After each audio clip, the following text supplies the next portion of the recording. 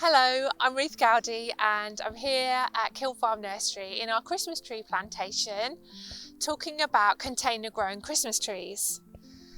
Lots of people love the idea of having a container grown Christmas tree because they don't want to have a Christmas tree that's cut down and thrown away after Christmas. So a container grown tree is a perfect solution. So the first thing to realise is that there are two types of container trees that you can buy at Christmas time. One's called a potted tree and one's called a container grown tree.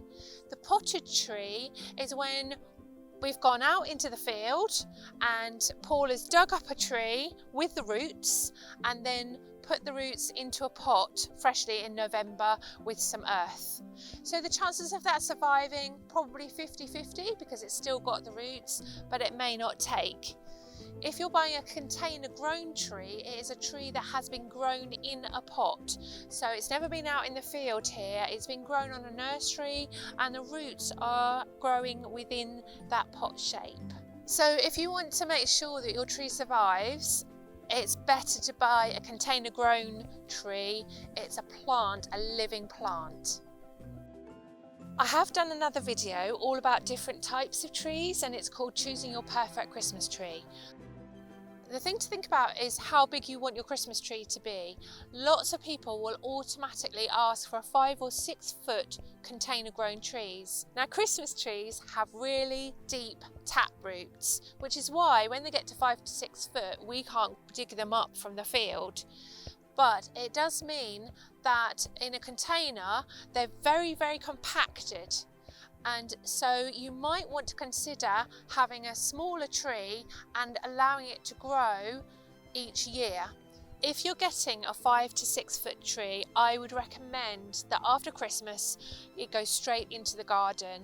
It's not really something you can repot and bring back for very much longer successfully. Looking after your tree over Christmas is really important. When you bring your tree in, it's been outside and it can't take its coat off when it comes into your lovely warm house. So you need to think it's going to have a bit of a shock and you'll need to look after it carefully. Just like a cut tree, we recommend that you don't put it near a heat source like a radiator or right by the fire because it's going to dry out. However, it does have a far better chance of doing well because you're going to have it in a pot and you'll be able to water it effectively. After Christmas, the tree's going to have just the same shock going back outside from having been in quite a warm environment. So whereas it's been treated like a house plant, now it's going back out into a hardy environment. And one of the biggest mistakes that people make is to just put it outside after Christmas and forget about it for a week or a couple of months even before they do anything with it.